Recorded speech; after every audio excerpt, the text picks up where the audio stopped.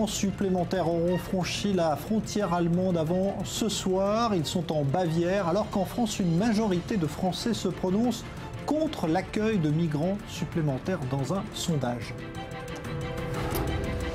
La visite en Israël du ministre français de l'économie Emmanuel Macron, visite axée sur les startups et les hautes technologies alors que les pressions liées au boycott d'Israël se font plus fortes. Il sera notre invité dans quelques minutes.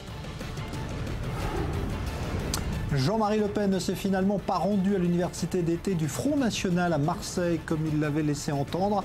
Sa fille Marine a prononcé un discours très offensif, notamment en prenant position contre l'accueil des migrants en France.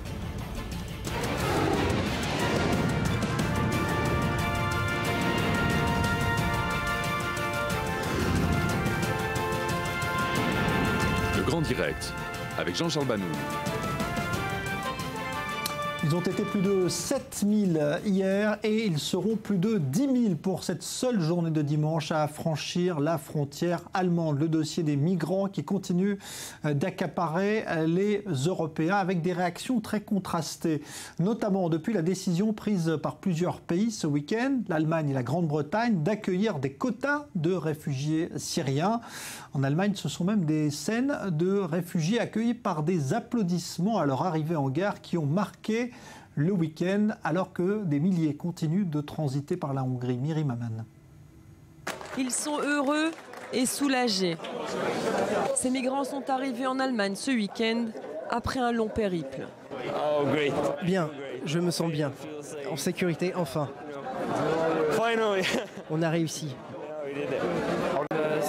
Je voyage depuis le 17 août jusqu'à aujourd'hui. Je suis resté bloqué 7 jours à Budapest. L'accueil est chaleureux dans les différentes gares du pays. Du café, de quoi se restaurer, des vêtements et surtout du réconfort. C'est ce que sont venus apporter ces Allemands. Je suis là parce que nous vivons bien et que finalement nous pouvons aider ce peuple. Nous leur apportons simplement ce que nous pouvons. Nous devons leur montrer qu'ils sont les bienvenus. C'est terrible la manière dont ils ont été traités en Hongrie. J'arrive de Regensburg et je suis venu accueillir à bras ouverts avec les Munichois les migrants. C'est pour cela que je suis là. Les migrants sont immédiatement pris en charge par les autorités locales. Ceux qui arrivent reçoivent un kit avec de la nourriture. Ensuite, ils sont transférés en car vers un hall de sport qui a été aménagé à l'avance. Là-bas, on relève leurs empreintes digitales pour qu'ils puissent entamer le processus pour obtenir le statut de réfugié en Allemagne. L'Allemagne a décidé de faciliter l'entrée de ces migrants sur son territoire. C'est également le cas en Autriche où l'accueil s'organise également. Des milliers de personnes sont néanmoins toujours sur la route des Balkans et leur situation se complique à nouveau. La Hongrie a décidé de ne plus affréter de bus jusqu'à la frontière autrichienne. L'exode à pied reprend pour des milliers d'hommes, de femmes et d'enfants qui rêvent de l'Allemagne. Alors, je vous le disais en titre, nous serons dans un instant avec Emmanuel Macron, le ministre français de l'économie, qui est en visite en Israël, car le gouvernement français a pris position ce week-end pour l'accueil de réfugiés. Mais les Français, eux, ne sont pas du même avis. Selon un sondage, eh bien, une majorité de Français ne souhaitent plus accueillir de migrants dans leur pays. Sondage qui contraste donc avec les scènes dont on vient de parler. Myriam Aman. 10 000 personnes dans les rues de France en soutien aux migrants. De nombreuses initiatives de particuliers français, certains allant jusqu'à en héberger chez eux. Mais cet élan de solidarité a ses limites. Un nouveau sondage Odoxa, publié dimanche dans Le Parisien aujourd'hui, révèle que la majorité des Français, soit 55%, restent opposés à l'assouplissement des conditions d'octroi du statut de réfugié aux migrants. Le sondage a pourtant été effectué après l'onde de choc provoquée par la photo du petit Aylan. Et le sondage va plus loin avec cette question. Les Syriens méritent-ils un meilleur accueil que les autres migrants? Là encore, la réponse est négative. Pour 62% des personnes interrogées, les Syriens sont des migrants comme les autres, c'est-à-dire venus en France pour raisons économiques. Par contre, une majorité des personnes interrogées se prononce à 61% en faveur d'une intervention militaire terrestre des troupes françaises en Syrie. Une intervention au sol qui serait à l'étude en ce moment sur le bureau du président François Hollande. Alors justement, il est notre invité en duplex depuis Holon, tout près de Tel Aviv, le ministre français de l'économie Emmanuel Macron. Bonsoir monsieur le ministre, merci d'être avec nous. On parlera évidemment dans un instant de votre visite et de votre venue en Israël, mais juste un mot parce que c'est le débat partout aujourd'hui et notamment ici en Israël, l'accueil de ces migrants venus du Moyen-Orient. On a vu qu'en France, une majorité de Français semble opposée à l'accueil de ces migrants. Est-ce que vous pensez qu'en tant que ministre de l'économie, la France pourrait absorber aujourd'hui des milliers de migrants comme le fait l'Allemagne ? Écoutez, je crois que d'abord le président de la République et la chancelière ont pris une position commune, ce qui sur ce sujet est essentiel, qui est de trouver justement l'organisation humanitaire, diplomatique pour l'accueil de ces migrants. Ensuite, je crois que c'est notre dignité. Vous savez, ce ne sont pas des sujets sur lesquels on doit gouverner au sondage. Et l'histoire a montré que quand on suit parfois la volonté des peuples, surtout dans des moments difficiles, on se trompe.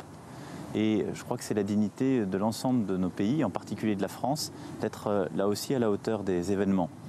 Ensuite, aujourd'hui, la France n'a pas la même pression migratoire. Je veux ici faire une distinction, il s'agit principalement de réfugiés, c'est-à-dire de femmes et d'hommes qui, pour des raisons politiques, fuient leur pays, et pas de migrants économiques. Et donc la France aujourd'hui a une pression qui n'est pas celle, en effet, qu'on peut retrouver par exemple en Allemagne, mais elle fera face à celle-ci. Je crois que le président s'exprimera demain, il parlera longuement de ce sujet. Mon collègue Bernard Cazeneuve a aujourd'hui annoncé la mise en œuvre d'une organisation pour justement répondre à ces besoins pour les réfugiés, en particulier en organisant les appels à bonne volonté qui ont été faits et les manifestations d'intérêt de plusieurs collectivités locales. Je crois qu'enfin, en effet, si cela est fait dans le bon ordre, de manière intelligente, c'est une opportunité pour nous tous. C'est d'abord notre dignité et c'est aussi une opportunité économique parce qu'il s'agit de femmes et d'hommes qui ont aussi des qualifications remarquables et qui fuient leur pays pour des raisons politiques. Alors Emmanuel Macron, vous êtes en Israël et dans les territoires palestiniens. Israël pour évoquer évidemment les start-up, ce pays qui fait figure aujourd'hui de modèle. Est-ce que justement vous êtes venu chercher de l'inspiration ici pour l'économie française ? Oui, je crois que c'est très important de regarder ce qui fonctionne, ce qui a fonctionné, ce qui continue de fonctionner. Et l'écosystème israélien est à cet égard exemplaire. J'étais cet après-midi au Technion et je crois que c'est très impressionnant de voir justement la recherche fondamentale avec un esprit véritablement entrepreneurial et un écosystème de financement qui, année après année, a su croître et se montrer à la hauteur justement de ce développement. Et donc l'écosystème israélien, c'est cette démonstration de l'alliance entre les chercheurs, les académiques, les entrepreneurs, parfois aussi les grandes entreprises, et l'investissement public et privé, puisqu'il y a beaucoup d'investissements publics, en particulier en matière de défense, mais aussi privé. Nous avons cette vitalité entrepreneuriale en France. On ne le dit pas assez souvent. La France, c'est le pays d'Europe qui crée le plus de start-up. Nous avons donc cette vitalité. Nous nous sommes beaucoup améliorés dans les liens entre la recherche académique et les entreprises, et en particulier l'entrepreneuriat, mais nous devons aller plus vite. Et pour ce faire, il faut aussi réussir à créer cet écosystème d'analystes, de venture capitalistes. Et à ce titre, je crois que l'exemple israélien est un très bel exemple. Et enfin, l'idée est ici aussi de nouer des partenariats. Nous avons signé cet après-midi au Technion 2 partenariats importants et d'intensifier les relations en matière d'innovation entre nos deux pays. Alors justement, vous parlez de coopération, mais en même temps, on sait qu'il y a des pressions de plus en plus fortes aujourd'hui, en France notamment, pour stopper la coopération économique avec Israël parce qu'il y a des entreprises qui seraient implantées au-delà des frontières qui ne sont pas reconnues internationalement. Quelle est votre position là-dessus ? Est-ce que vous êtes pour freiner justement cette coopération ou au contraire l'accentuer en dépit de ces pressions ? Mais pas du tout. La France a une position politique et diplomatique qui est constante et claire. Elle a apporté la double reconnaissance. Elle a une feuille de route qui a été d'ailleurs réaffirmée par mon collègue Laurent Fabius il y a quelques mois aux Nations Unies. Et c'est sur la base de cette feuille de route, de la position historique de la France, que nous construisons notre diplomatie. L'économie n'est pas ici un instrument diplomatique. Et je crois qu'il faut bien distinguer les choses. Et donc la France condamne avec beaucoup de force le boycott. Elle condamne avec beaucoup de force toutes ces pratiques abusives. Et je l'ai encore rappelé, elle a même initié une dizaine de poursuites pénales contre celles et ceux qui les ont pratiquées. En même temps, elle reconnaît justement aussi la réalité industrielle qui peut exister dans les territoires et qui doit être développée de manière juste, équitable, parce que c'est cohérent avec notre politique diplomatique. Et lorsqu'il y a précisément la non-reconnaissance d'une occupation territoriale, il est normal qu'on en tire les conséquences. Mais il n'y a pas de boycott, je veux le dire ici avec force. Et il y a la volonté farouche de développer les relations économiques avec Israël. C'est pourquoi je suis là aujourd'hui. Et donc on veut faire beaucoup plus dans l'innovation, beaucoup plus dans les start-up, beaucoup plus dans la recherche, beaucoup plus aussi dans certains secteurs où nous sommes encore trop absents, comme le gaz. J'ai ce matin eu un entretien avec mon homologue qui a été extrêmement fructueux, où j'ai fait part de notre volonté, au travers des entreprises françaises, de participer à l'ouverture du marché du gaz en Israël. Nous avons une carte à jouer. Et je pense que c'est aussi une manière très concrète d'intensifier nos relations sur le plan économique. Donc vous incitez les entreprises françaises à revenir en Israël parce que beaucoup sont partis ces dernières années à cause justement de ce climat politique ici et de ce conflit. Vous dites qu'il faut revenir en Israël. Tout à fait. Je dis qu'il faut revenir, investir partout en Israël où cela a du sens, où c'est possible. Et de la même façon, j'invite les entreprises israéliennes à investir en France, à venir se développer, qu'ils soient investisseurs, grandes entreprises ou start-up. Je pense qu'il n'y a pas de lien plus pragmatique, en même temps porteur d'avenir, que le lien économique. Parce qu'il emporte avec lui les liens humains, culturels, et il permet dans le temps de résoudre parfois beaucoup de malentendus. Donc oui, j'invite très clairement les entreprises françaises. Vous savez, j'ai une délégation d'une 50aine d'entreprises avec moi pendant 3 jours ici, précisément pour intensifier ce lien, précisément pour donner plus de force à la relation. Emmanuel Macron, vous êtes dans un pays, Israël, justement, où les salariés ont 10 jours de vacances par an, c'est la norme. Récemment, vous disiez justement que ce n'est pas en travaillant, on va dire, moins que l'on pouvait faire fonctionner un pays. Ça vous a valu beaucoup de critiques à gauche, et notamment celle de Martine Aubry ce week-end. Elle ne partage pas la même analyse que vous là-dessus, notamment sur le dossier des 35 heures. Oui, vous savez, moi je ne reviens pas sur les polémiques du passé, surtout franco-françaises. Il faut regarder la France à l'aune du monde et je dirais de son cours. Aujourd'hui, la question n'est pas de savoir quelle est la durée légale du temps de travail. Je ne suis pas revenu sur ce point d'ailleurs. J'ai dit que nous devions avoir plus d'agilité et regarder en face les chiffres. Nous travaillons moins d'heures par an que beaucoup de nos voisins. Or, ces rigidités, elles empêchent parfois de se réadapter quand on a des difficultés économiques. Vous savez, il y a 5 ans, nous avons eu une récession 2 fois plus faible qu'en Allemagne. On a détruit 7 fois plus d'emplois. Donc il y a une rigidité française. Et en même temps, on est dans un monde de changement rapide. Israël en est le formidable exemple. Dans ces mondes de changement, il faut pouvoir réallouer très vite les forces de travail. Il faut pouvoir aider les femmes et les hommes qui travaillent à se réorienter vers d'autres secteurs. Travailler davantage, en particulier pour les plus jeunes mais aussi les plus seniors, donner plus d'agilité aux entreprises pour organiser le travail. Je préfère parler d'organisation du travail. C'est se donner la capacité collective à réussir davantage. Vous citiez des chiffres pour comparer Israël et la France. Je ne veux pas ici faire de provocations et les reprendre. Comparaison n'est pas raison. On ne parle pas des mêmes pays, on ne parle pas des mêmes préférences collectives. Mais ça montre qu'on doit toujours se comparer. Et on doit toujours regarder son pays à l'aune des autres et de la marche du monde. Et donc, oui, nous devons continuer à nous réformer, à nous comparer et à nous renforcer.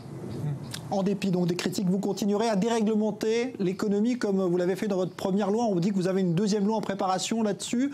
Vous continuerez, malgré les oppositions, les lobbies parfois que cela déchaîne contre vous?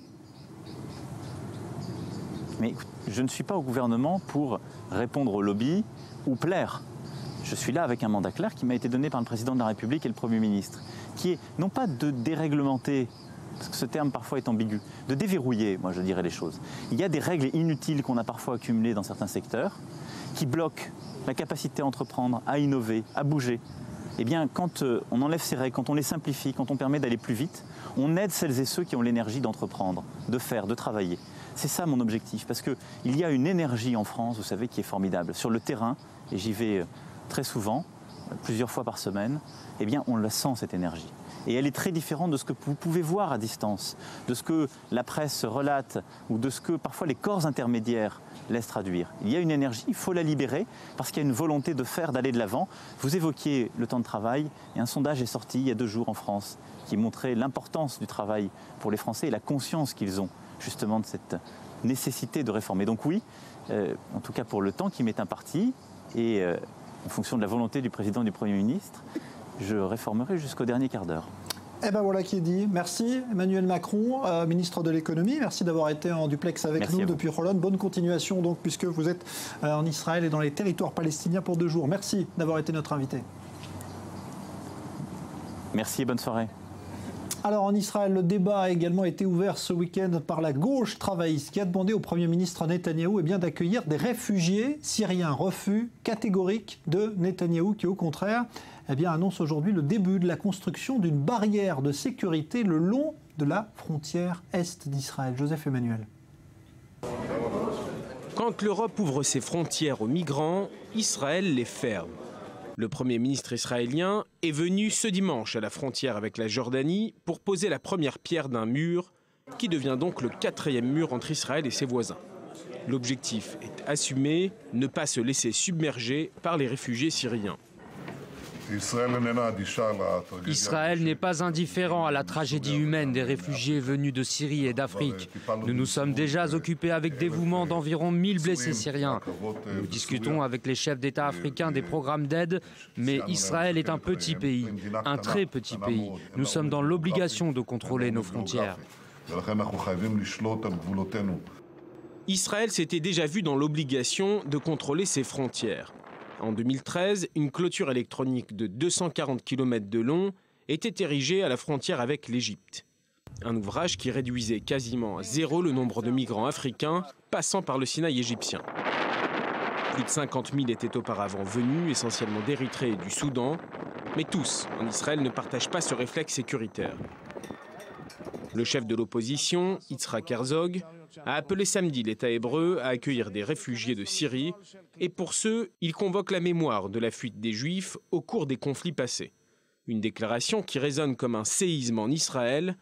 La démographie juive constitue l'un des sujets les plus sensibles et l'État hébreu est toujours officiellement en guerre avec la Syrie.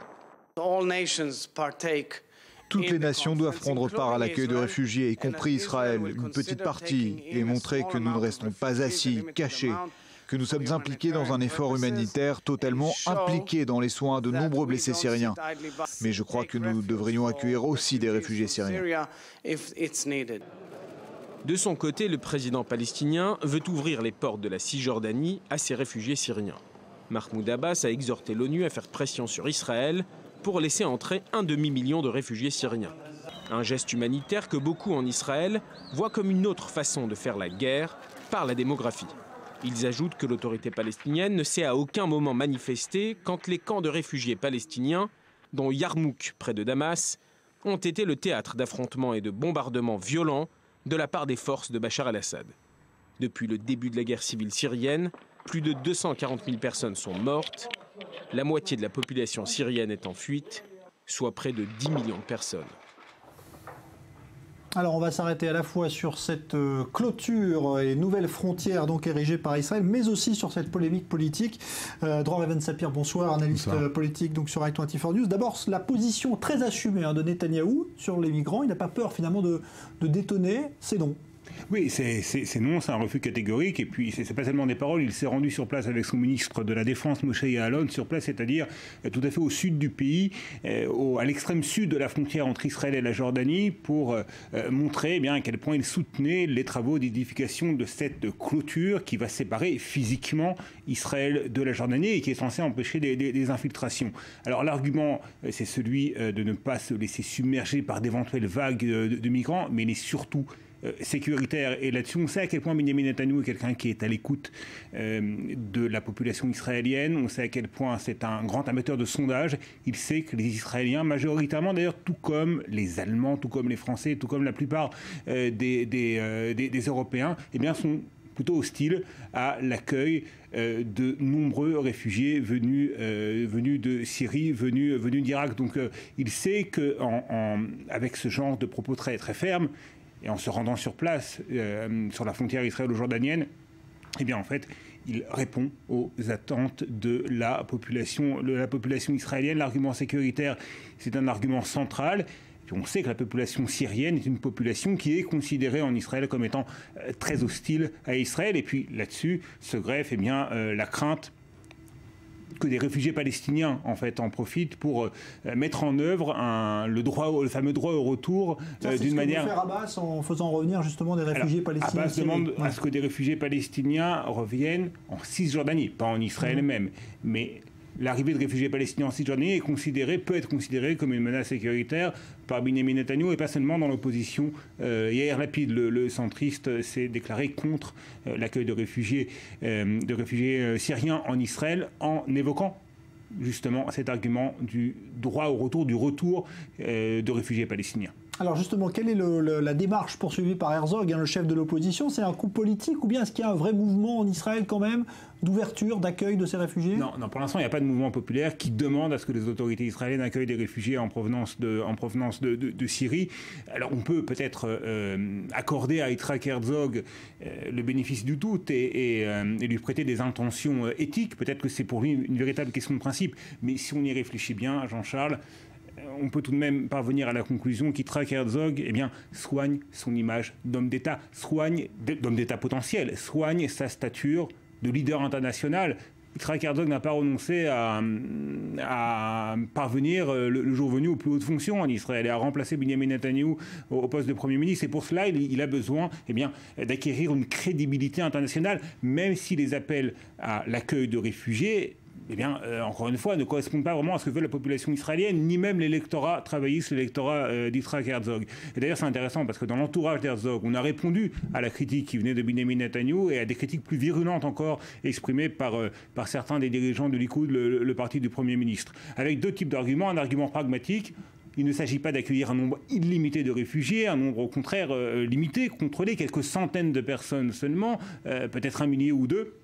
Et essentiellement des Druzes, cette communauté religieuse un petit peu particulière au Moyen-Orient qui est menacée en Syrie par les islamistes du Daesh. Et on sait que les Druzes israéliens servent dans les rangs de l'armée israélienne et sont très proches du pouvoir en Israël. Et puis un autre argument, un autre type d'argumentaire, il est là beaucoup plus émotionnel, identitaire.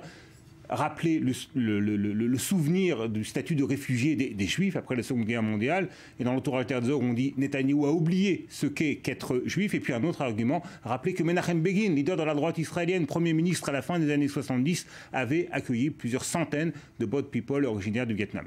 Merci Dror Even Sapir. Alors justement, à quoi va ressembler cette clôture dont parlait Netanyahou aujourd'hui, dont on vous a parlé? Ça, c'est avec vous qu'on va en discuter. Maxime Pérez, bonsoir. Clôture donc le long de la frontière jordanienne. C'est la même que celle qu'on a retrouvée, qu'on a érigée en Égypte déjà? Oui, on peut parler du troisième grand chantier de Benyamin Netanyahou aux frontières d'Israël après cette clôture qui a d'abord été érigée à la frontière égyptienne pour lutter contre les clandestins africains et puis plus récemment sur le long du plateau du Golan à la frontière syrienne pour éviter des infiltrations terroristes type Daesh. C'est un petit peu cette menace aussi qui est brandie pour aujourd'hui justifier la construction de cette barrière. Mais attention, pour l'instant, il n'y a pas le budget, contrairement à ce qu'on entend. Le segment de 30 km qui a été autorisé par le gouvernement correspond à peu près à 300 millions de shekels sur les 3 milliards nécessaires pour édifier cette barrière de sécurité. Et la réelle priorité, c'est ce nouveau grand aéroport international que les autorités israéliennes sont en train de bâtir à 20 km au nord d'Eilat et à seulement 200 km de la frontière avec la Jordanie. Alors oui, il y a cette menace venant des réfugiés syriens. Il y en a 600 000 aujourd'hui en Jordanie. Il pourrait demain être poussé vers la sortie du côté israélien et affluer en masse. Et puis il y a évidemment Daesh parce que de l'autre côté de la frontière israélienne, il y a la province de Man qui est, selon les renseignements militaires de Tzahal aujourd'hui, un fief de mieux en mieux implanté de l'État islamique en Jordanie. Mais encore une fois, le problème, il est d'ordre budgétaire. Aujourd'hui, il n'est pas dit que cette année, le gouvernement israélien obtiendra le budget pour édifier jusqu'au bout cette barrière de sécurité. Puis il y a peut-être d'autres priorités pour l'établissement sécuritaire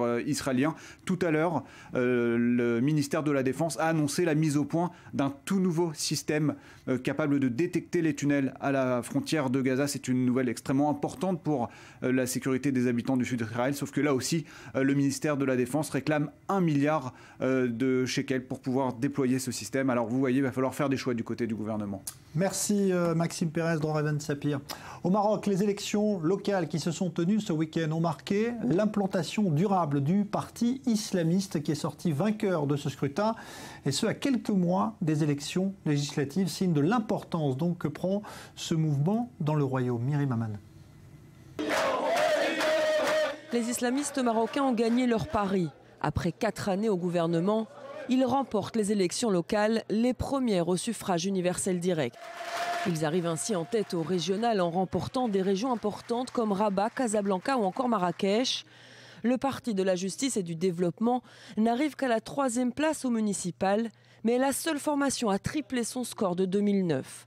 Pour les islamistes, le message sorti des urnes est clair. Le PJD a obtenu ses résultats grâce à sa gestion au gouvernement depuis 4 ans. C'est vrai que c'est une manière particulière de gérer, différente de ce qui se faisait dans le passé. Cette victoire est partagée entre le PJD et ses alliés. Ce n'est pas uniquement la victoire du PJD. Le parti islamiste vise déjà les législatives prévues l'année prochaine et se place en pole position pour ce scrutin.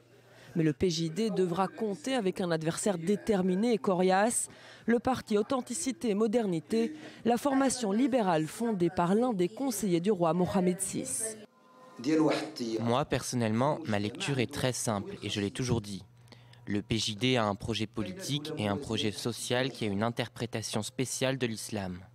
Il y a un État parallèle en dessous qui a fait son travail. C'est un État dans l'État.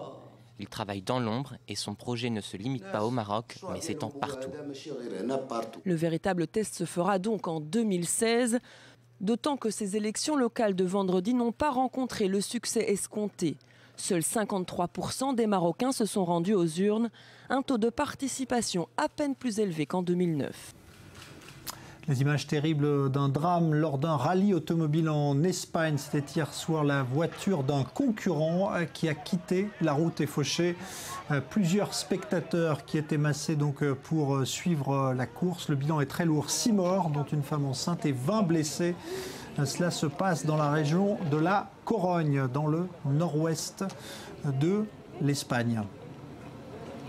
On va se retrouver dans un instant. On évoquera les suites du débat qui est ouvert en Israël aussi pour l'accueil ou non de réfugiés, de migrants, comme on les appelle également, venus de Syrie notamment. La pierre a été lancée par le chef de l'opposition travailliste, mais elle est relancée et sans retour possible par le Premier ministre Netanyahou qui a clairement refusé cette éventualité. On en parlera dans un instant avec 2 invités, puis on ira également prendre des nouvelles de l'université d'été du Front National sous tension qui s'est tenue ce week-end à Marseille. Finalement, Jean-Marie Le Pen n'est pas venu perturber le discours prononcé tout à l'heure par sa fille Marine Le Pen. A tout de suite, juste après la pause.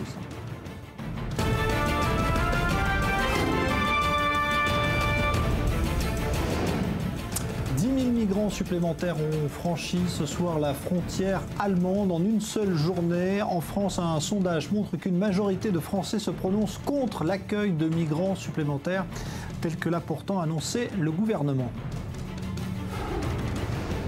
Il était tout à l'heure notre invité, le ministre français de l'économie Emmanuel Macron est en visite pour 2 jours en Israël, visite axée sur les hautes technologies.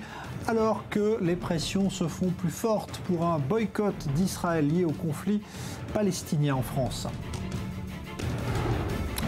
Jean-Marie Le Pen ne s'est finalement pas rendu à l'université d'été du Front National à Marseille. Sa fille Marine Le Pen a prononcé un discours tout à l'heure où elle prend position contre l'accueil des migrants en France.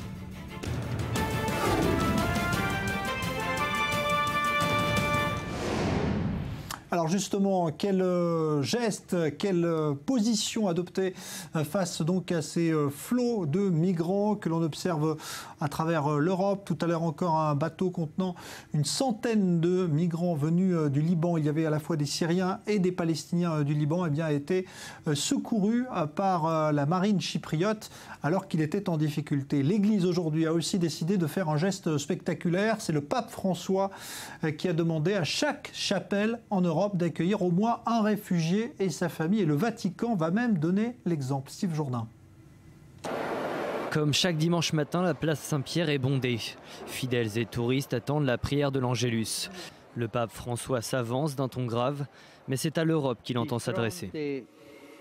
Face à la tragédie des réfugiés, ces réfugiés qui fuient la mort, la guerre et la famine, l'Évangile nous commande de faire preuve de solidarité envers les plus faibles.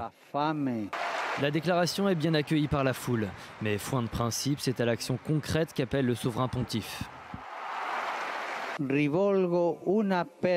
J'appelle les paroisses, les communautés religieuses, les monastères de toute l'Europe à mettre en pratique les paroles de l'Évangile et à accueillir en leur sein une famille de réfugiés. Avec plus de 50 000 paroisses disséminées entre la France, l'Allemagne et l'Italie, l'Église dispose d'une force de frappe non négligeable. Dans une Italie qui charrie chaque jour son lot d'épisodes dramatiques où près de 100 000 réfugiés auraient débarqué sur les côtes depuis janvier, la déclaration du pape François n'est pas neutre. Matteo Salvini est chef de la Ligue du Nord et pour lui, derrière chaque réfugié se cache un délinquant en puissance. Pour Salvini, que les instituts de sondage italiens créditent entre 15 et 20% d'opinion favorable, hors de question d'accueillir ces réfugiés. Le Vatican ferait mieux d'ouvrir lui-même ses portes aux étrangers. Une estocade à laquelle François n'a pas manqué de répondre. Des paroissiens du Vatican accueilleront dans les prochains jours au moins 2 familles de réfugiés.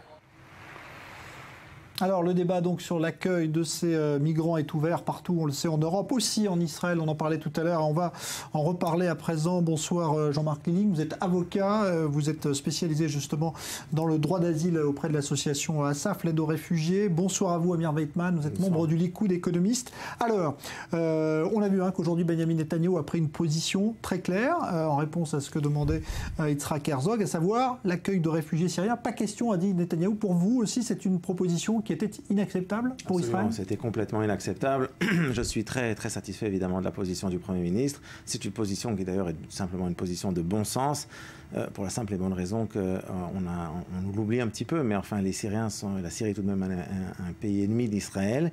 C'est une population qui est une population musulmane qui n'a pas, disons, de grande sympathie de manière générale pour la population juive d'Israël. Il n'y a pas aucune raison logique de faire rentrer des gens qui sont potentiellement des ennemis sur le territoire israélien, ce d'autant plus que l'expérience européenne, et d'ailleurs dans d'autres endroits du monde aussi, montre qu'une fois que des réfugiés rentrent, ils ont tendance à rester et à ne plus repartir.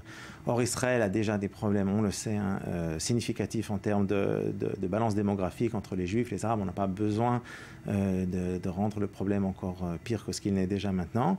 Donc pour toutes ces raisons, évidemment, il faut garder la frontière complètement fermée, comme l'a dit le Premier ministre, ce d'autant plus que la responsabilité de la prise en charge de ces réfugiés tombe en fin de compte à leurs frères de sang, de culture, de religion, de langue.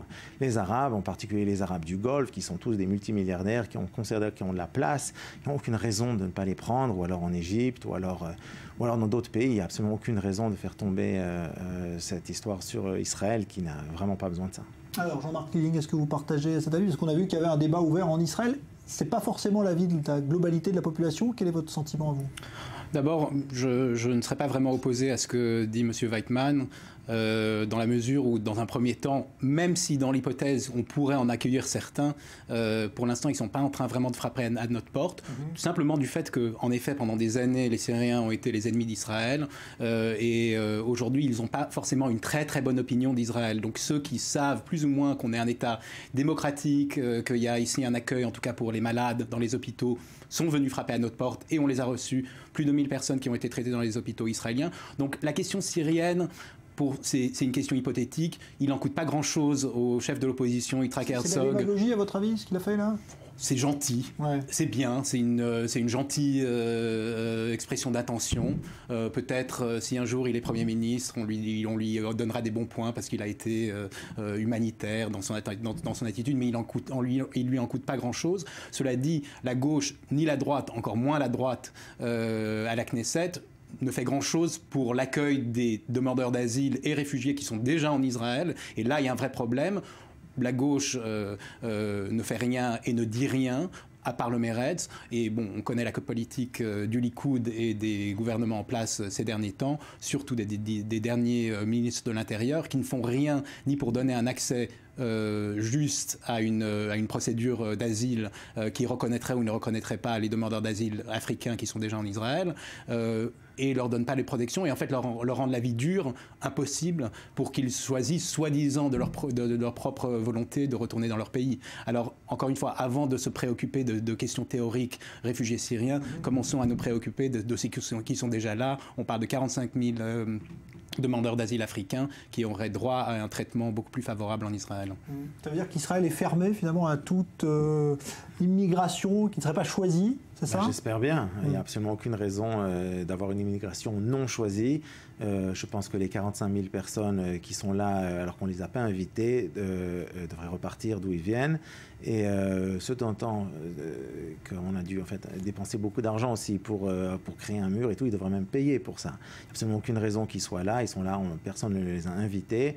Ils sont là contre la loi, donc ils devraient repartir. Ça, c'est la première chose pour disons, ceux qui sont déjà là maintenant. Évidemment, il ne faut pas rajouter au problème. Attends, je suis évidemment tout à fait d'accord pour dire que c'est le problème syrien est pour l'instant un problème théorique. Mais enfin, je ne suis pas d'accord pour dire que c'est gentil. Pas gentil du tout, c'est irresponsable au dernier degré de la part de Herzog, donc le dirigeant de l'opposition du Parti travailliste, tout simplement parce que ça met Israël et ça met le gouvernement dans une mauvaise position. Alors que justement, il n'y a aucune raison de mettre le gouvernement dans cette mauvaise position, puisque de toute manière, il ne va rien se passer, ou pas grand-chose, donc on le sait tous. Donc qu'est-ce qu'il essaie vraiment de chercher ? Il essaie de se faire passer pour étant le gentil, tout en essayant de faire passer le gouvernement pour les méchants. Or, tout ça ne fait pas grandir l'image d'Israël dans le monde, ou alors d'ailleurs pour nulle part. Donc c'est contre-productif, c'est démagogique au dernier degré, ça n'avance à rien. Et dans la mesure, en plus, où ça pourrait avoir des influences réelles sur la situation des réfugiés, c'est-à-dire que ça finirait à créer un climat dans l'opinion publique qui finirait à pousser le gouvernement d'Israël à accepter un certain nombre de réfugiés, alors ça créerait véritablement un problème pour l'État d'Israël. Donc de toute manière, ce sont des déclarations qui sont à mon sens complètement irresponsables et inutiles. Alors il y a quand même quelque chose qui a déclenché tout cela, on le voit bien, c'est cette photo qui a été diffusée en fin de semaine dernière où on voyait donc cet enfant syrien mort sur une plage.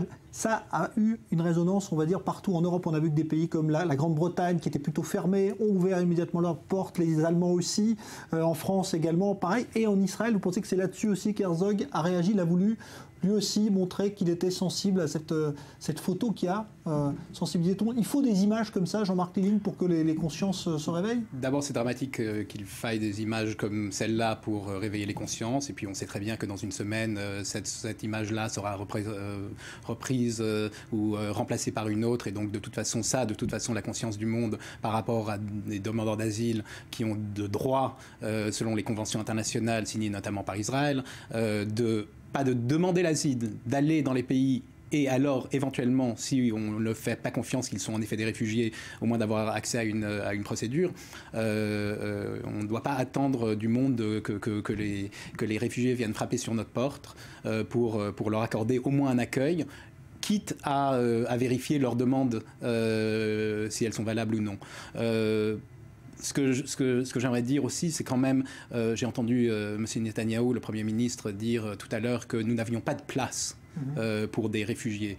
Or, on sait très bien qu'il n'y a pas de problème de place en Israël, parce que si aujourd'hui ou demain ou après-demain, 50 000 Juifs de France venaient frapper à notre porte pour demander l'asile ou la protection de l'État d'Israël en tant qu'État juif, parce qu'ils sont juifs eux-mêmes, on les accueillerait tout de suite, on ne se poserait même pas la question d'une place. Donc, est-ce qu'on ne pourrait pas faire preuve d'un peu de vision et de générosité pour dire l'Angleterre veut aujourd'hui en accueillir 10 000 ? Peut-être qu'Israël peut en accueillir 5 000. C'est pas, encore une fois, hormis toute considération, syrien, pas syrien ou autre. Mais en tout cas, de se poser la question de quelles sont les valeurs juives de cet État, et pas de dire seulement que le fait d'être un État juif, ce sont seulement des questions de démographie. C'est aussi une question de valeurs. Et je crois que M.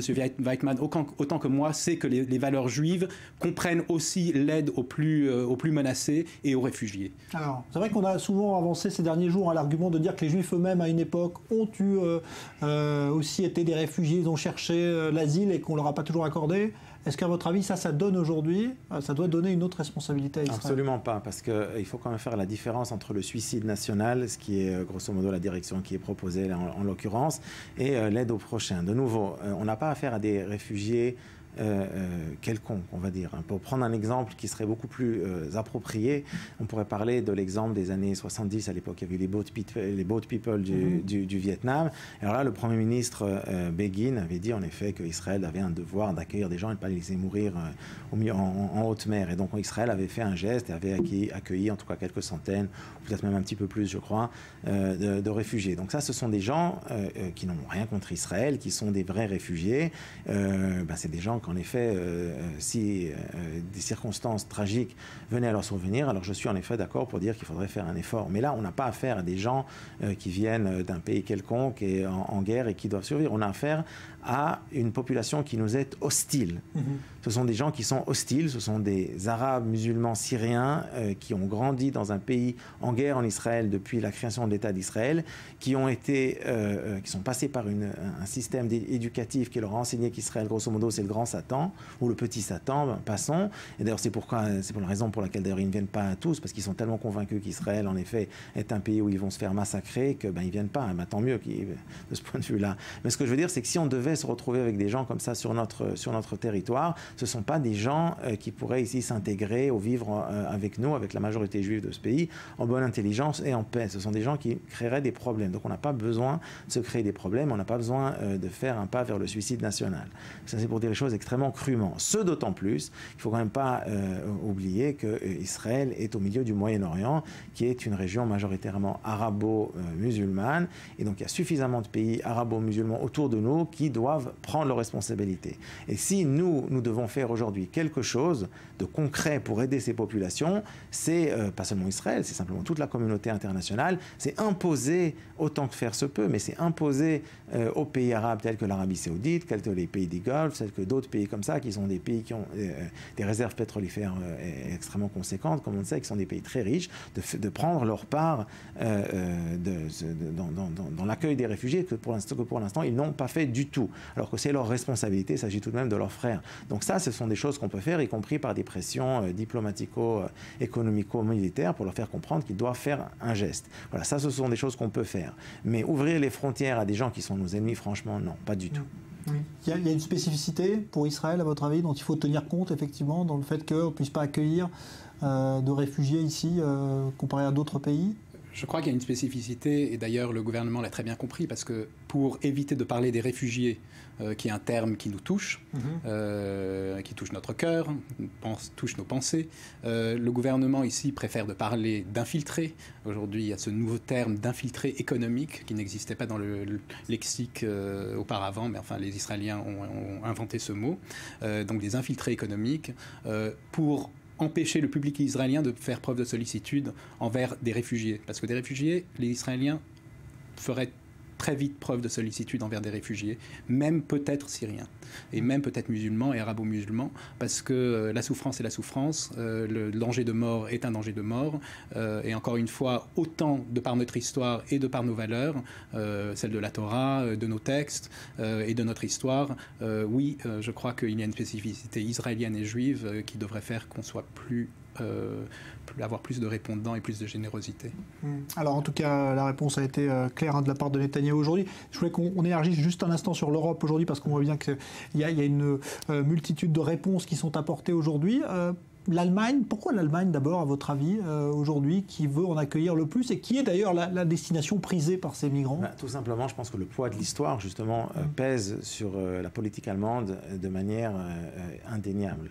Personne ne peut aujourd'hui penser que la décision de la chancelière Merkel a été prise sans référence à la Shoah, donc à l'histoire de la Deuxième Guerre mondiale. C'est évident que les Allemands, jusqu'à aujourd'hui, sentent une responsabilité particulière vis-à-vis des drames qui se passent un peu partout dans le monde, et qu'ils ont donc une attitude qui est définie, en fait, et influencée considérablement par l'histoire de la Deuxième Guerre mondiale. Donc voilà, ça c'est pour faire les choses extrêmement courtes. Maintenant, il faut aussi voir quel est le prix que l'Europe paye pour accepter des gens qui, de nouveau, sont fondamentalement étrangers à la culture européenne.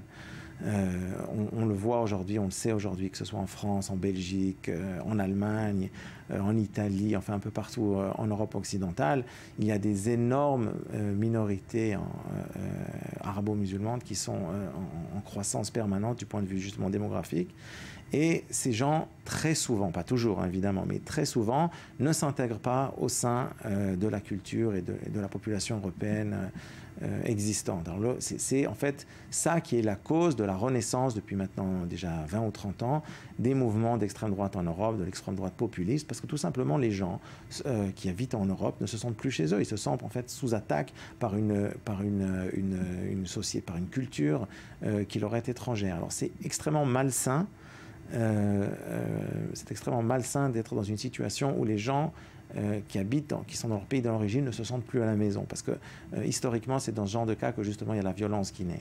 Alors l'immigration de manière générale du point de vue aussi économique, c'est un des phénomènes les plus positifs de l'histoire du monde. On peut savoir que les dividendes économiques et sociaux de l'immigration sont énormes. On a commencé aux États-Unis, qui est un pays qui est construit exclusivement sur la base de l'immigration. Donc c'est très bien l'immigration, mais le problème c'est que pour que l'immigration soit bonne, il faut qu'elle soit faite par des gens qui ont envie de s'intégrer, qui ont envie de travailler dans le pays dans lequel ils arrivent et de s'intégrer dans la culture majoritaire et donc de vivre en symbiose avec le reste de la population. Or, le problème fondamental des populations arabo-musulmanes qui sont arrivées en Europe et celles qui sont maintenant aux portes de l'Europe, c'est que ce sont des gens qui n'ont fondamentalement pas envie de s'intégrer au sein de la culture européenne majoritaire. Et ça, les populations en Europe le sentent, le vivent et le vivent extrêmement mal. Et c'est pour ça qu'on a en fait tous ces phénomènes d'extrême droite un petit peu partout en Europe, pas simplement parce que c'est une espèce de réveil identitaire de populations qui se disent mais une seconde, moi j'habite chez moi, je suis dans mon pays et puis j'ai l'impression de n'être plus dans mon pays. Donc si on veut en fait repacifier entre guillemets l'Europe et faire attention à ce que l'Europe ne soit pas de nouveau un terreau fertile pour des mouvements extrémistes, je pense qu'il faut faire extrêmement attention avec les mouvements migratoires non contrôlés, et donc ce serait préférable de trouver une solution de nouveau pour ces populations dans l'ère culturelle et religieuse qui leur est propre. Bon, on a vu d'ailleurs que les pays se sont mobilisés contre ces venues de migrants. On a vu la République tchèque aujourd'hui, la Hongrie également. Jean-Marc King, là-dessus, c'est quoi une réaction de repli d'une partie de l'Europe ? L'Europe a peur et est dans une position de repli depuis longtemps, donc c'est rien de nouveau. Les événements, notamment en France, de ces dernières années, de ces derniers mois, donnent quelque part raison à une certaine crainte de populations immigrées, notamment musulmanes. Cela dit, de stigmatiser une population dans son ensemble juste parce qu'elle est musulmane, alors qu'il y a quand même énormément, une grande partie des musulmans de France, pour ne parler que de la France, qui sont bien intégrés, qui ne parlent que le français, qui, si on parle de leur pratique religieuse est relativement basse. Je veux dire, de stigmatiser une population entière juste parce qu'elle est d'origine arabo-musulmane, c'est dangereux. Et encore faut-il savoir si les populations européennes, les sociétés européennes se donnent les moyens de bien accueillir et de bien intégrer les populations. Là, on est, encore une fois, une question de la poule et de l'œuf. Où est la faute originelle qui fait que les populations musulmanes sont peut-être moins bien intégrées que d'autres vagues de populations qui sont venues en Europe précédemment. Je crois, en tout cas pour ne parler que d'Israël, que pour l'instant, on est de fait devenu un pays d'immigration. On se considère encore comme un pays uniquement d'Aliyah, d'immigration juive, et on ne se donne pas du tout les moyens en Israël de réfléchir à des politiques d'immigration qui seraient à même d'intégrer, même de manière temporaire, soit des demandeurs d'asile, des réfugiés et même des travailleurs immigrés. Merci à vous deux, merci en tout cas Amir Weitman, merci à vous Jean-Marc Lilling, dossier qui est loin d'être fermé évidemment. On va maintenant s'intéresser à cette histoire dont on vous a parlé jeudi dernier, qui a sans doute permis d'éviter un lynchage. Là se passe à Hebron, en Cisjordanie. Un habitant palestinien de cette localité a fait rentrer dans sa maison 5 étudiants juifs américains qui venaient de se perdre dans un quartier arabe de Hebron, et la foule a d'ailleurs commencé à brûler leur voiture. Reportage sur place, Mohamed Al-Kassim avec Maxime Pérez.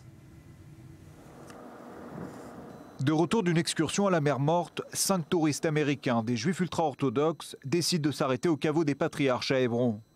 Mais en se rendant vers ce lieu vénéré par les juifs et les musulmans, les malheureux visiteurs pénètrent par erreur dans un quartier palestinien au sud de la ville. La scène tourne rapidement au lynchage. Le groupe de touristes se retrouve caillassé par des jeunes lanceurs de pierres. Leur voiture est incendiée. Les 5 hommes ont déjà quitté le véhicule et se ruent vers les escaliers d'une maison. Je les ai appelés en les voyant arriver en bas. J'ai vu qu'aucun d'eux ne portait une arme, alors je leur ai fait signe de venir. Il tente de trouver refuge chez Faez Abdou Hamdia. Cet homme d'affaires palestinien vient à peine de regagner son domicile. Alerté par les bruits, il ouvre sa porte et laisse entrer les touristes américains en état de choc. 2 d'entre eux sont même légèrement blessés. Ils étaient très nerveux et passaient des coups de téléphone. Un homme arabe était avec eux. Il s'est servi de son téléphone pour prévenir la police.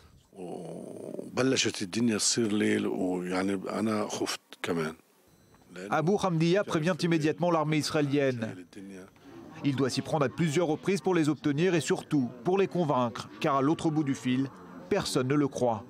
Finalement, des soldats israéliens font leur apparition près d'1 heure après l'incident. Ça leur a pris beaucoup de temps pour arriver, presque 50 minutes. J'étais paniqué et je leur ai dit que la nuit commençait à tomber. Je leur ai dit qu'ils seraient responsables de la moindre chose qui arriverait à ma maison. Le geste d'Abou Hamdia aura donc sauvé la vie des 5 touristes américains. Le voici devenu héros malgré lui, même si ce Palestinien s'en défend.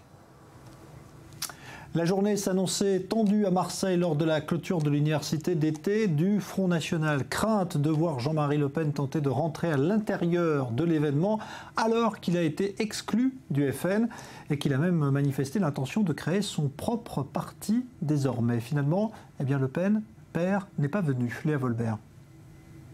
L'immigration n'est pas une chance, c'est un fardeau. C'est sur ces mots que Marine Le Pen a clôturé l'université d'été du Front National. 1h15 de discours, essentiellement axé sur son sujet de prédilection, l'immigration. Sans cesse dans le débat public nos solutions pour arrêter cette folie. Retrouver et maîtriser nos frontières contre l'Union européenne et Schengen. Réduire au strict minimum l'immigration légale. Réformer le code de la nationalité, notamment en supprimant le droit du sol, qui est l'acquisition automatique de la nationalité. À 87 ans, Jean-Marie Le Pen ne semble pas disposé à abandonner la partie. Samedi, il a appelé les dirigeants actuels à intégrer ses partisans dans les listes pour les régionales en décembre prochain. Beaucoup d'entre eux ont été exclus du parti. Pourtant, ce dimanche matin, Marion Maréchal Le Pen s'est dite prête à discuter avec son grand-père. Vous, FN, je veux dire, à continuer à garder le magasin ouvert. Mais il a vendu le fonds de commerce, c'est-à-dire que maintenant, Madame Le Pen, elle revient sur tout, elle trahit les Français, elle se confond en parricide. Nous, ce ne sont pas nos idées, nous sommes la droite nationale, canal historique.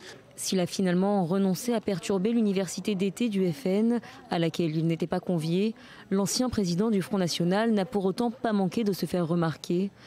Samedi, il a annoncé vouloir constituer un rassemblement bleu-blanc-rouge. Problème, dans ses statuts, le Front National interdit la double appartenance à un autre parti ou mouvement, quel qu'il soit. Ce qu'il veut, il est un homme libre. Mais au sein du Front National, il n'y a pas d'association politique constituée qui s'apparenterait à un courant politique. Ça n'est pas l'organisation du Front National. Au passage, ça ne l'a jamais été. Second problème, Nicolas Dupont-Aignan a déjà déposé en 2012 l'appellation Rassemblement Bleu-Blanc-Rouge au nom de son mouvement Debout la France. Le député de l'Essonne a d'ores et déjà fait savoir qu'il porterait plainte contre Jean-Marie Le Pen si celui-ci refusait de revenir sur sa décision. Alors, en ligne avec nous, Stéphane Wanisch, professeur de communication politique à l'université Paris-Est et auteur du livre Marine Le Pen prise au mot. Bonsoir Stéphane Wanisch, merci d'être avec nous. D'abord un mot sur le discours de Marine Le Pen aujourd'hui. On dit qu'elle est revenue au sujet de prédilection finalement du FN, c'est-à-dire l'immigration. Oui, bonjour, oui, tout à fait. C'est-à-dire qu'on est revenu aux fondamentaux du discours frontiste, c'est-à-dire d'abord le rapport, bien sûr, à l'immigration, mais aussi à la crise économique, avec aussi les oubliés, sans oublier la déchéance de la France et le non-contrôle des frontières. C'est-à-dire que là, on a eu un discours très classique et en même temps très agressif de la part de Marine Le Pen. Oui, alors elle prend position clairement contre l'accueil des migrants. C'est là-dessus que le Front National veut canaliser justement le mécontentement peut-être de la population française ? Oui, vu l'actualité, vu les sujets que vous avez montrés tout à l'heure et la discussion, il y a un véritable clivage en France sur ce sujet, vu que 50% des Français sont pour l'accueil et 50% sont plutôt contre, y compris après la publication de la photographie. Donc le Front National veut fixer le débat politique sur ce sujet.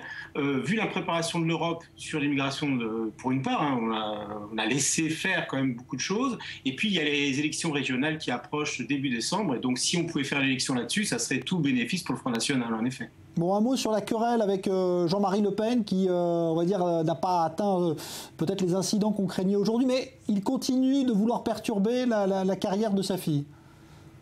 Oui, enfin, ça se calme beaucoup parce que le premier qui casse la dynamique du Front National par rapport au régional va perdre la légitimité interne. Donc chacun a mis un peu d'eau dans son vin, si je peux m'exprimer ainsi.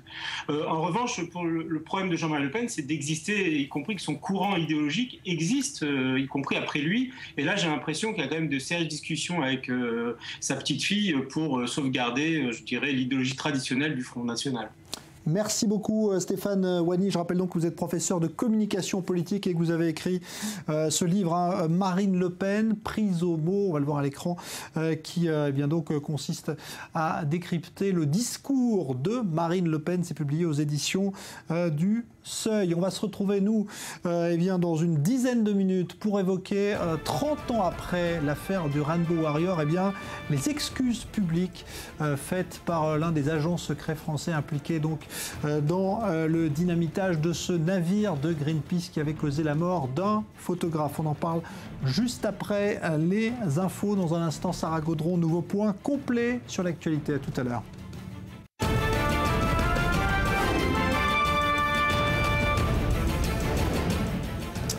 Retour du Grand Direct. Il y a 30 ans, cette opération des services secrets français déclenchait un scandale retentissant à travers la planète. Le navire de Greenpeace, le Rainbow Warrior, coulait en Nouvelle-Zélande avec la mort d'une personne à bord. Il s'agissait d'un photographe.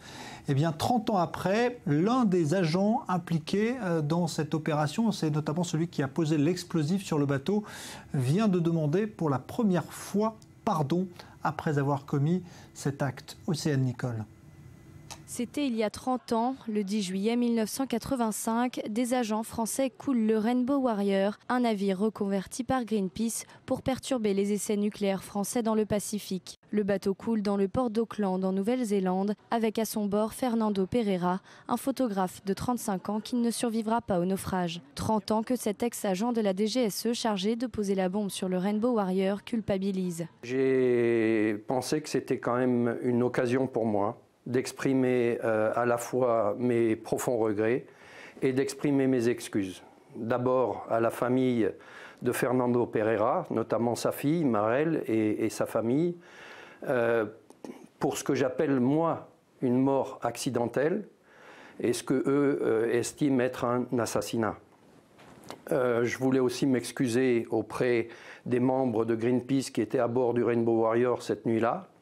Et puis aussi auprès du peuple néo-zélandais. Selon lui, les autorités françaises ont délibérément choisi de couler le navire alors que d'autres solutions moins risquées étaient envisageables. Le directeur général de Greenpeace affirme que cette attaque était un crime et non un accident.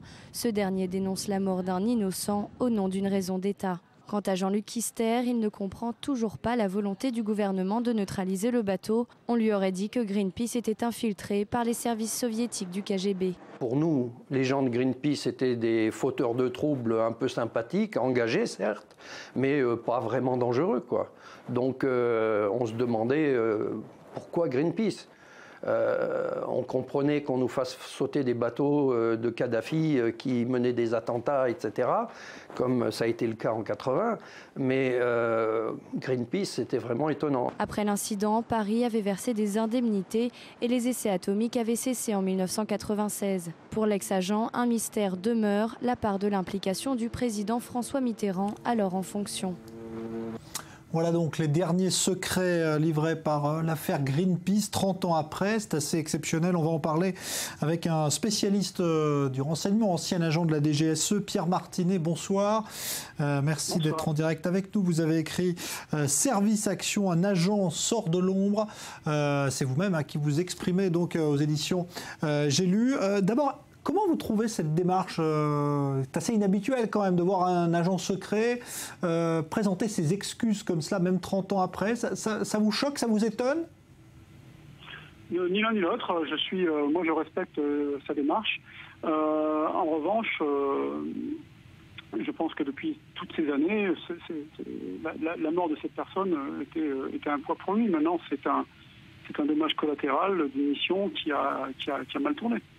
Alors c'est vrai qu'on a deux versions qui se sont affrontées. On a entendu dans le reportage justement l'agent qui disait pour moi c'est un accident évidemment parce qu'on n'a pas cherché à éliminer ce photographe. Pour vous ça ne fait aucun doute qu'il n'y avait pas dans l'esprit évidemment de ceux qui ont mis au point cette opération de prévoir qu'il pouvait y avoir des pertes civiles?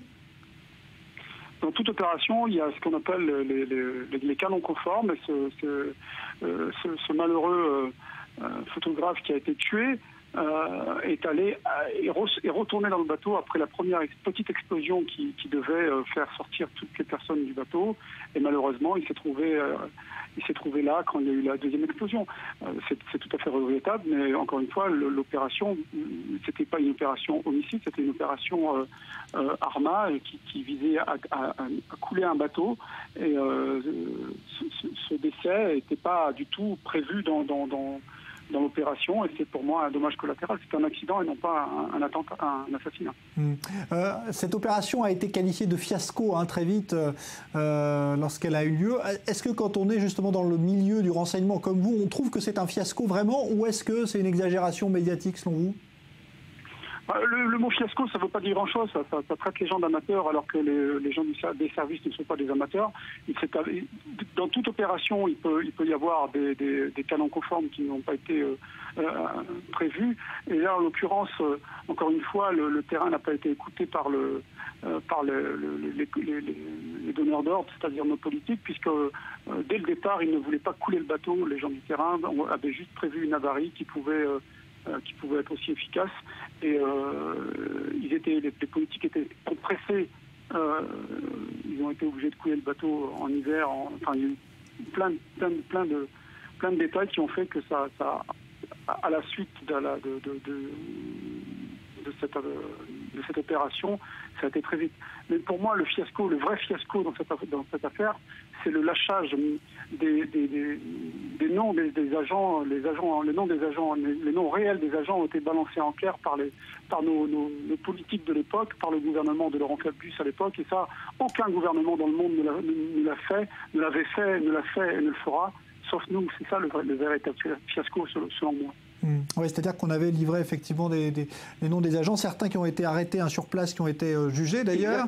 Ça, c'est quelque chose qui aujourd'hui laisse des traces encore. Est-ce que dans le renseignement français, justement, cette affaire a laissé des traces aujourd'hui? Cette affaire, on en parle. Moi, quand je suis arrivé au service, on en parlait, on en parlera toujours parce que ça démontre toute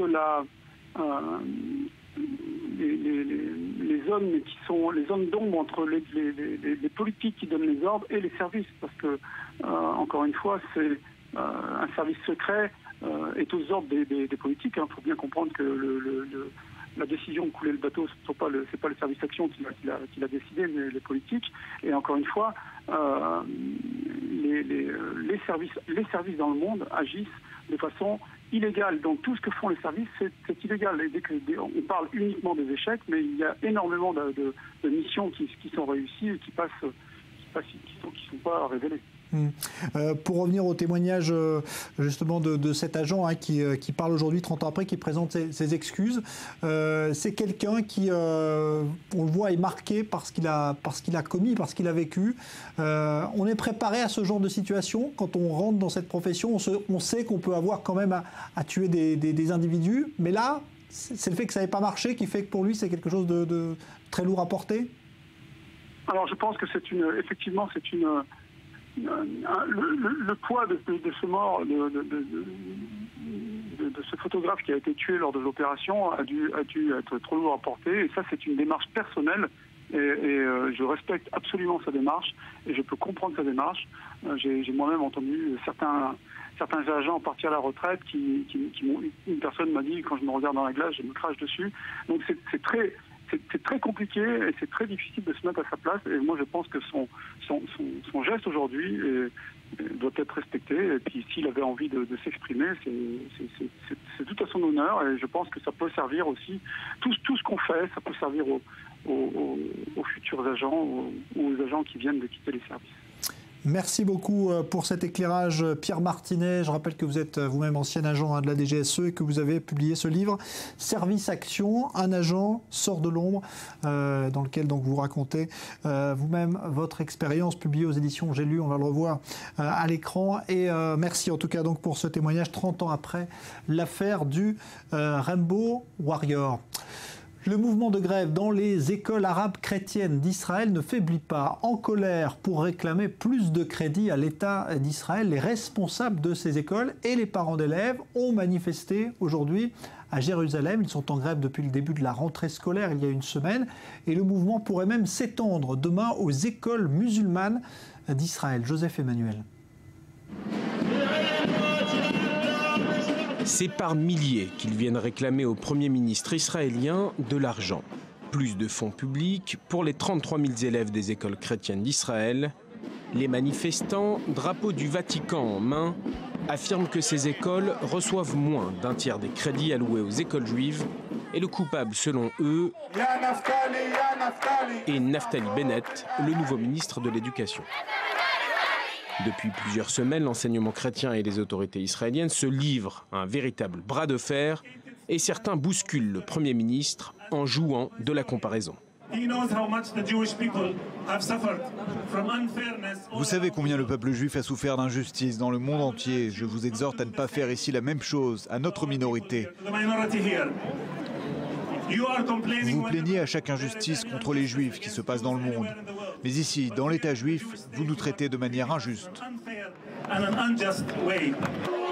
Injuste, les 5 000 shekels, soit un peu plus de 1 000 € par an, que reçoivent les parents pour les frais de scolarité de chaque enfant. Insuffisant pour les autorités chrétiennes, elles exigent près de 50 millions d'euros par an pour arriver à boucler les budgets. C'est donc en nombre que sont venus manifester les familles. Les enfants en uniforme sont également présents. Présents aussi les dignitaires des différentes églises, ainsi qu'une dizaine de députés arabes israéliens. Vous utilisez la coalition sioniste pour abandonner les écoles chrétiennes. Et nous sommes là pour vous dire que nous sommes tous ces écoles publiques chrétiennes. Tous ensemble devant le ministère des Finances à Jérusalem. La manifestation de ce jeudi prend place une semaine après la visite du président israélien au Vatican. Et même si les contentieux entre l'Église et l'État juif restent nombreux, comme sur la récente reconnaissance de la Palestine par le Vatican, les rapports entre les deux États restent empreints de respect. Lors du traditionnel échange de cadeaux, le pape s'était vu offrir un basalte sur lequel on peut lire un verset biblique, quand le président Rivlin avait reçu un médaillon de bronze, 2 blocs séparés entre lesquels est représenté un rameau d'olivier, le signe d'une paix demandée par le Vatican entre Israël et les Palestiniens, le signe aussi de relations plus apaisées entre Israël et les chrétiens de Terre Sainte. On se souvient du succès rencontré par la bière palestinienne baptisée Taïbé, du nom du village où elle est produite. Eh bien, la Cisjordanie vient de lancer son premier vin 100% palestinien également. C'est une même famille chrétienne palestinienne qui produit cet alcool et sa réussite est donc le symbole du renouveau des territoires palestiniens. Reportage sur place, Julien Baloul.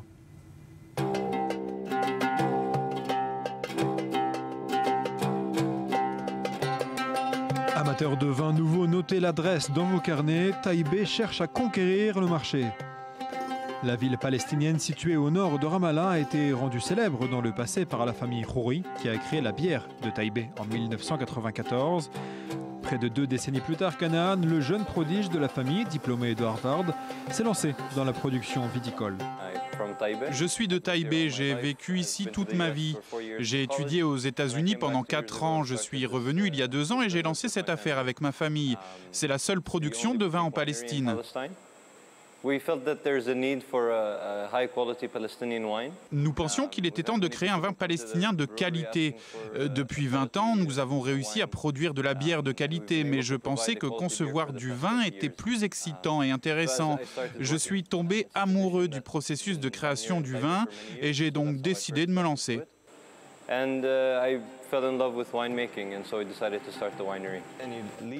Canaan n'a actuellement qu'un seul employé, il travaille sans relâche et est en charge de presque tout.